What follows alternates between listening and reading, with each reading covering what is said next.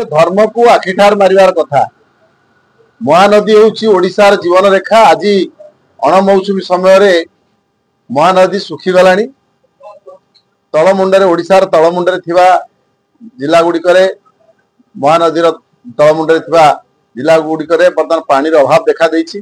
छत्तीसगढ़ जो मनमानी आज महानदी शुष्क हो जाइए। परिस्थिति ओडिशावासी आशा करथिले जे डबल इंजिन सरकार नुहे ट्रिपल इंजिन सरकार।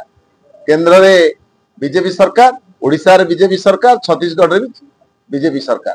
ट्रिपल इंजिन सरकार रे महानदीर विवादर स्थायी समाधान हम।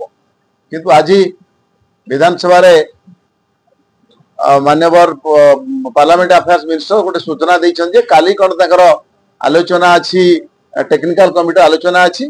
20 तारिख रे अच्छी ट्रिब्यूनाल से संपर्क में विचार पाई तारीख धार्य होइछि। तेणु आम ओडिशावासी आशा करूँ निश्चित से ट्रिब्यूनाल को न जाइकी, जेहेतु ट्रिपल इंजिन सरकार अच्छी, छत्तीसगढ़ सरकार सहित आम ओडिशा सरकार आलोचना करके विवादर समाधान करंतु, ओडिशावासी न्याय दिंतु। महानदी रे अणमौसुमी समय पानी आसबार सुजोग सृष्टि हो ये दाबी होशावासी। तेणु आमको आउ न भूतई ओडिशावासी को महानदी रे पानी छाड़ा आम दाबी कर।